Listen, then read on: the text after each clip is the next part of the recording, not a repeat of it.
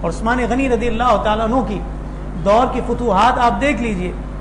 24 ہجری میں آپ نے آرمینیا اور رے کے علاقے کو فتح کیا.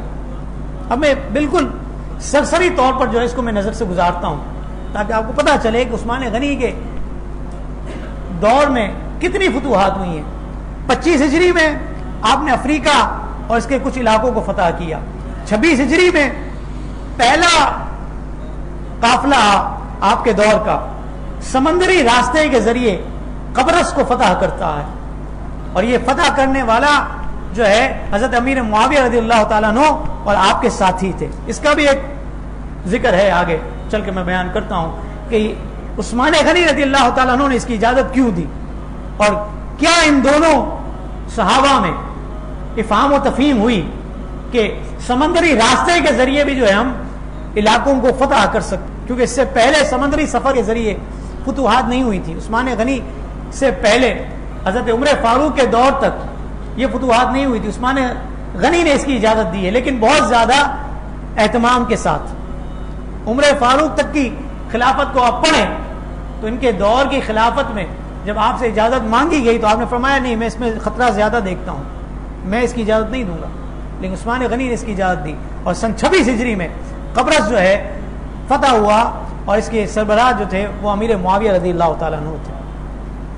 27 ہجری میں افریقہ کے کچھ اور علاقہ اندلس قسطنطنیہ بھی فتح ہوا, اور ہسپانیہ جرجان اور دار بجرد نامی علاقے اسلامی سرحد میں داخل ہوئے.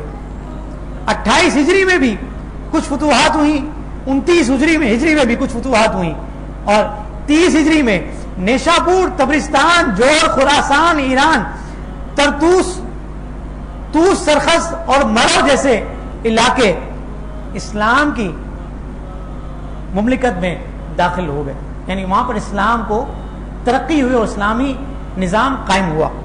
31 ہجری میں عثمان غنی نے شام کے علاقے پر قبضہ کیا اور دیگر خراسان کے کچھ علاقے فتح کیے. 32 ہجری میں عثمان غنی نے فاریاب, جوزجان, تخارستان, بلخ اور ہرات اور پورے خراسان کے جو باقی علاقے موجود تھے وہ 32 ہجری میں عثمان غنی کے دور خلافت میں فتح ہو گئے. 33 ہجری میں افریقہ کے علاقے میں مزید فتوحات ہوئی ہیں, اور 34 ہجری میں سواری کے علاقے میں فتوحات ہوئیں, اور 35 ہجری کا سال عثمان غنی کی شہادت کا سال تھا.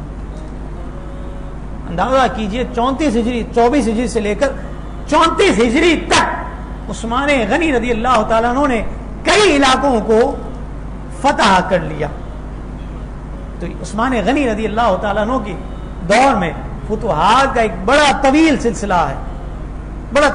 ہے, جس کی ایک اجمالی جھلک آپ نے سماعت کی.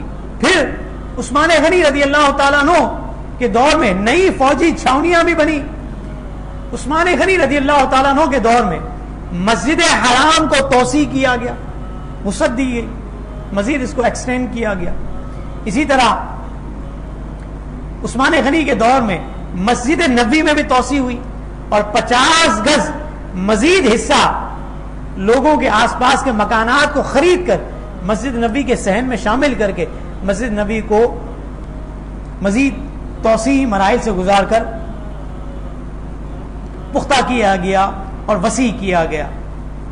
اسی طرح عثمان غنی رضی اللہ تعالیٰ عنہ کے دور میں جنت البقیع کے حوالے سے بھی کچھ معاملات ہوئے ہیں, یہ بھی سماعت کیجیے. کہتے ہیں کہ عثمان غنی رضی اللہ تعالیٰ عنہ کے دور سے پہلے جب کریم آقا صلی اللہ علیہ وسلم کا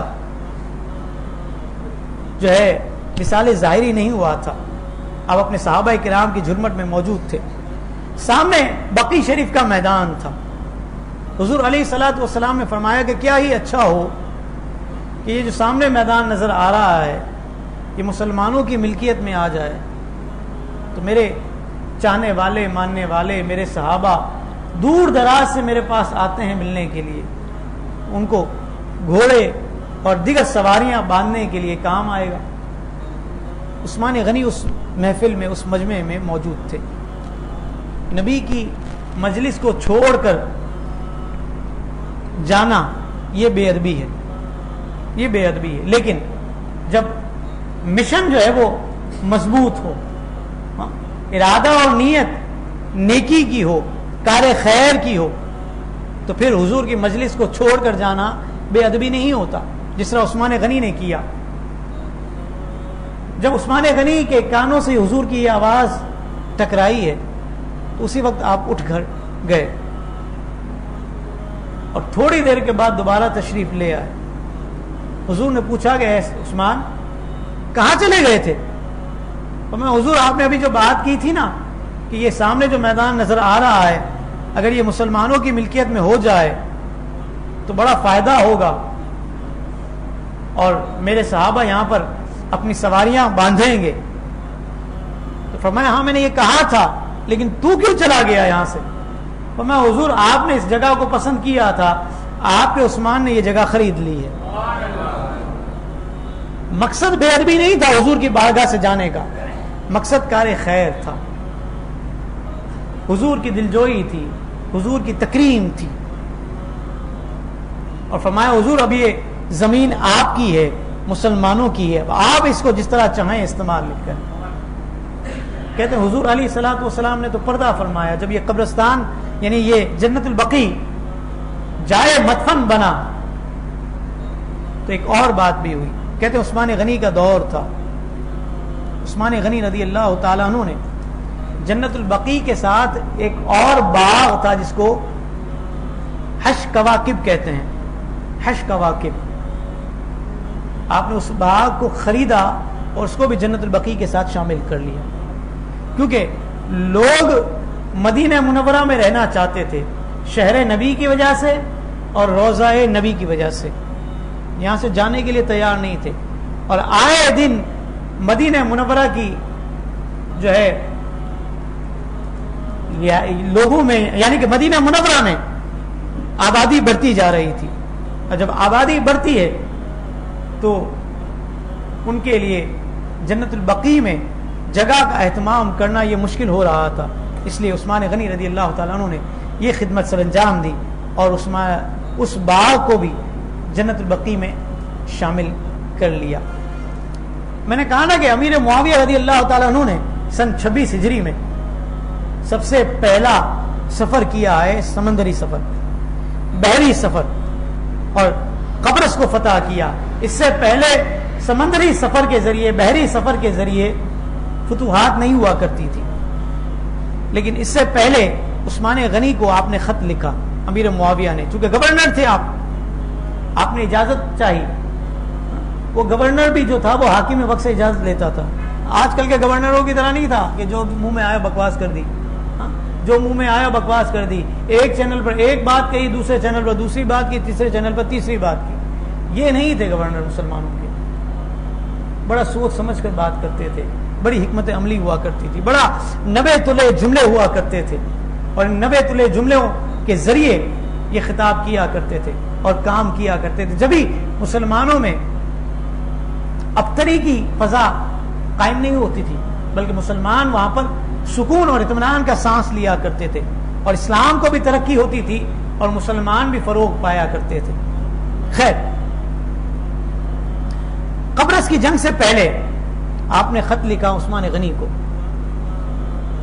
اور کہا کہ میں چاہتا ہوں کہ سمندری راستے کے ذریعے قبرص کو میں فتح کروں. عثمان غنی نے کہا کہ مجھے اس میں خطرہ زیادہ لگتا ہے, میں اس چیز کی اجازت نہیں دوں گا, کیونکہ عمر فاروق نے بھی اجازت نہیں دی تھی, لہٰذا میں بھی اجازت نہیں دوں گا. آپ نے اصرار کیا کہ آپ کو کیا شبہات ہیں, کیوں آپ منع کرتے ہیں. کچھ باتیں ہوئیں, عثمان غنی نے کہا کہ چلو ایسا کرو کہ تم اپنے اہل خانہ کو بھی لے جاؤ. انسان اپنے خاندان اور گھر والوں کے حوالے سے بہت زیادہ سینسٹیو ہوا کرتا ہے, ان کو جو ہے مصیبت میں نہیں ڈال سکتا. اپنی جان پر تو برداشت کرتا ہے لیکن اپنے فیملی کو سیکیور کرتا ہے, یہ انسان کی فطرت ہے, مزاج ہے. عثمان غنی نے کہا ایسا کرو کہ اپنی فیملی کو بھی لے جاؤ, اہل خانہ کو بھی لے جاؤ, اور سمندری راستے کے ذریعے قبرص کو فتح کرو, پھر میں اجازت دے دوں گا. انہوں نے کہا کہ آپ ایسا کریں کہ آپ کو جو بھی خدشات ہیں آپ مجھ سے ذکر کریں, میں آپ کے تمام خدشات کو دور کرتا ہوں, اور پھر آپ کی اجازت ہوگی تو سمندری راستے کے ذریعے ہم قبرص کو فتح کریں گے. عثمان غنی نے جب پہم اصرار دیکھا امیر معاویہ رضی اللہ تعالی عنہ کا, تو آپ نے کہا کہ ایسا کرو کہ تم قبرص پر حملہ کرنے کے لیے لشکر بھرتی نہیں کرنا, کیونکہ پہلے لشکر بھرتی کیے جاتے تھے, پھر ان کی قرآن اندازی کی جاتی تھی, ایک فورس تیار کی جاتی تھی, پھر ان کی قرآن اندازی کی جاتی تھی. یعنی 100 بندے تیار کیے ہیں آپ نے پہلے, ان کی قرآن اندازی کی جائے گی. 50 کو لے جانا ہے تو قرآن اندازی کے ذریعے 50 کو لے جایا جاتا تھا. تو فرمایا ایسا کرنا کہ لشکر بھرتی نہ کرنا اور قرآن اندازی بھی نہیں کرنا. جو خود اپنی خوشی سے اور اپنی چاہت سے تمہارے ساتھ اس جنگ میں, سمندری سفر میں قبرص کو فتح کرنے کے لیے تیار ہو جائے تو تم ان کو لے کر چلے جانا. یہی ہوا کہ جو احباب خوشی کے ساتھ آئے, امیر معاویہ نے ان کے ساتھ سفر کیا. یہ عثمان غنی رضی اللہ تعالیٰ عنہ کے دور کی وہ سفر تھا جو سمندری سفر تھا, اور مسلمانوں کو اس میں بھی فتح ہوئی. مزید اسلامک اور معلوماتی ویڈیوز دیکھنے کے لیے لائک، شیئر اینڈ سبسکرائب کے بٹن کو پریس کرنا ہرگز نہ بھولیں.